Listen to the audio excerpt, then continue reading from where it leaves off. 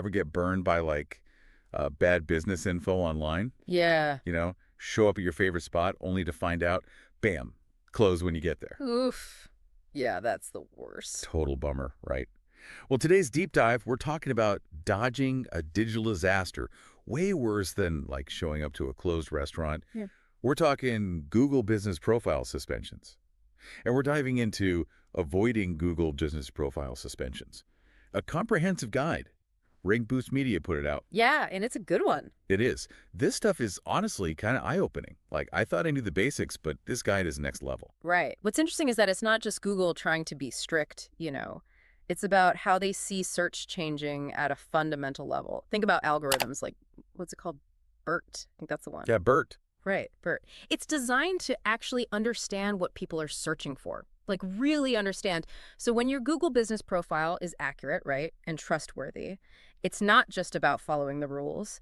It actually helps Google deliver good results, results that are actually relevant and reliable. So it's less about checking boxes and more about really understanding the why behind it all. Exactly. It's the long game. Yeah. Think about it. Imagine you're searching for, I don't know, a plumber. Right. Sure. You get two choices, right? Plumber one, the name is like Best Plumber Cheap 24/7 Emergency. Plumber two, their name is just like John Smith Plumbing. But they have a bunch of good reviews that seem, real. Who are you going to trust? Yeah, okay, the second one for sure. Right. No one wants to feel like they're being tripped by some SEO stuff, right? Really. We see through you. Exactly. And the guide, it gets into the weeds on this stuff, like what Google actually considers tricky. For example, keyword stuffing. Don't do it. Big no-no. Oh, totally. Yeah. I get that for sure. Yeah. But then, what does good keyword integration look like? You know what I mean? Is there a way to, use relevant keywords without setting off all of Google's spam alarms? Oh, 100%. And it's easier than you might think. It's all about sounding natural, right? Keeping the user in mind. So let's say you are that plumber, right? And your thing, your specialty, is eco-friendly solutions.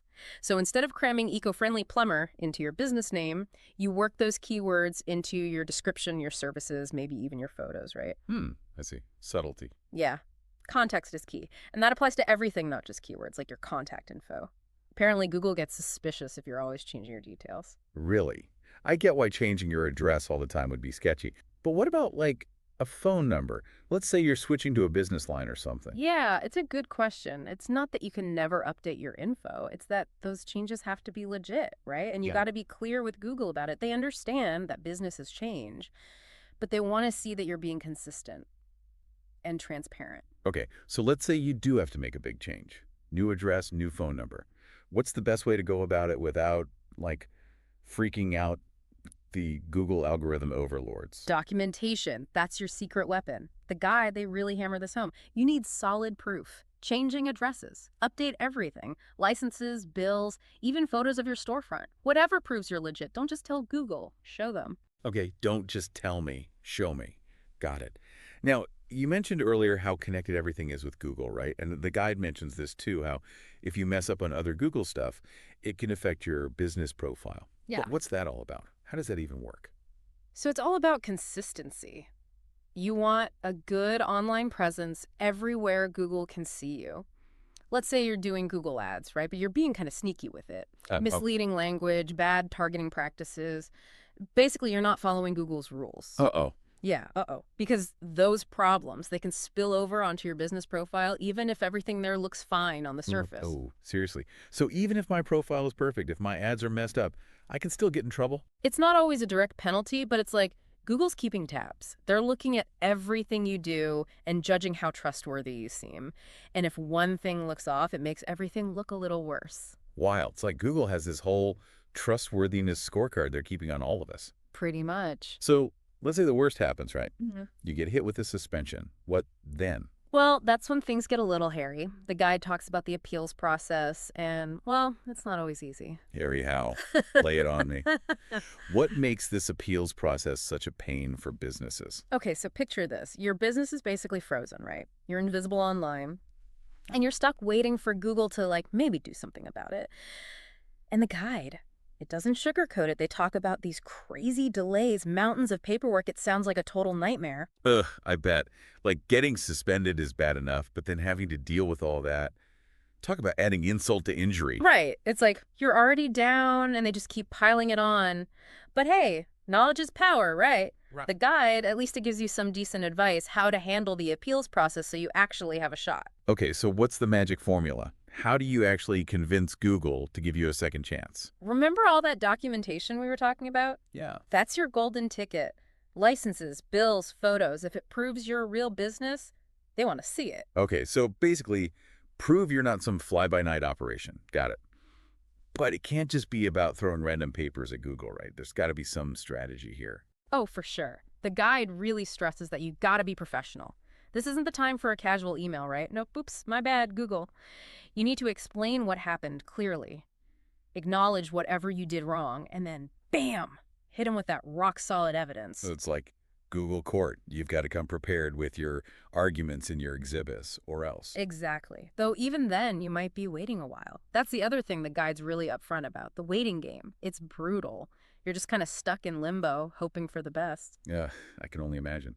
So while you're stuck waiting, what can businesses even do? Yeah. How do you stay connected with customers while you're basically in Google jail? That's when it really pays off to have other ways to reach people, social media, email, all that. That stuff becomes your lifeline while your Google profile is MIA. It's like that saying, don't put all your eggs in one basket. Except in this case, it's don't rely on Google for everything. Right. You got to diversify. Okay, so what if, maybe, we could skip this whole mess in the first place? That's got to be less stressful than dealing with a suspension, Right. right? So how do we stay on Google's good side and avoid all this drama? Now you're talking. The guide calls it playing by the rules, but honestly, it's not about being a goody two-shoes. It's realizing that when you do things the right way from the start, it benefits you. Okay, now I'm interested. So it's not just about, like, avoiding punishment. There's more to it than that. Way more. Think about it. When you play by the rules, you're building something way more valuable than just a profile. You're building trust with the people who matter, your customers. Ah, trust. That magical thing that every business needs. But how does following Google's rules help me do that? It's about being consistent, right? Transparent. When your info is right, when it's up to date, and when it reflects how you actually do business, it tells people they can count on you. You're not trying to trick them, you're being straight up. And in a world where everyone's trying to game the system, that honesty stands out. 100%. People can spot a fake a mile away. Yeah, they can. The guide actually says that this trustworthiness, it can even help your SEO in the long run. It's like Google's saying, hey, treat your customers right, treat us right, and we'll make sure people see you. Interesting. So it's like this whole ecosystem where honesty actually gets rewarded. I like it. Me too. It's refreshing. Now, the guide has this whole do's and don'ts list. Want to go through it? Okay. Could be fun. Let's do it. Hit me with a don't. I'm ready. Okay, let's see. Give me a don't from the guide that makes you go, oh, really? People still do that. Oh, easy. Don't engage in review manipulation. Ugh. Like buying fake reviews. Come on, people. It's so obvious. Like, this place is the best. I've never had better service in my life. Right. It's so fake. And honestly, it never works. Google's onto that. Like, years ago, they can spot those fake reviews a mile away. And when they do, say goodbye to your credibility. It's true. I actually trust businesses less when all their reviews sound like they were written by bots. But I get the temptation, right? Everyone wants those 5-star ratings. Sure, but there's a better way. The do version of that is all about encouraging real reviews. The good, the bad, even the this place is okay, I guess, reviews. Wait, really? You're saying businesses should actually want bad reviews? Think about it. No one's perfect, right? If a business has nothing but glowing reviews, it's suspicious. People start to wonder what's up. Like, it's too good to be true. Exactly. A few less than perfect reviews make you look more relatable, more human. Then it's not about hiding the bad stuff. It's about how you deal with it. 100%. How you respond to a negative review. That says way more than a generic 5-star review ever could. It's all about transparency. Own your mistakes. Make things right. People respect that. They do. Okay, ready for another do? This one's simple. Use good pictures. Oh, yeah. Good photos are everything. Seriously, your Google business profile, that's your first impression. You want people to see blurry, outdated photos? No way. Use high-quality images. Show off your products, your space, even your team. Give your profile a little visual upgrade. Exactly. All right, we've covered a lot of ground here. We've talked about playing by the rules, the importance of trust, even giving your profile a little makeover. But it makes you wonder, right?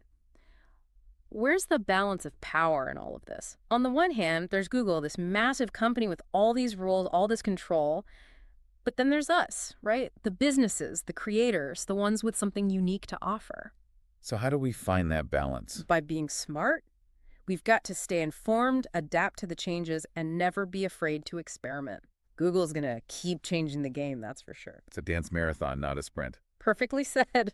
Well, on that note, I think we've successfully navigated this crazy world of Google business profiles. We've gone deep on the do's and don'ts, and I think we've earned ourselves a break. I'm with you. But before we go, listeners, remember, this is just the beginning. The internet's always changing, so keep learning, keep experimenting, and most importantly, never give up on that Google business profile. It's more powerful than you think. Until next time, happy optimizing everyone.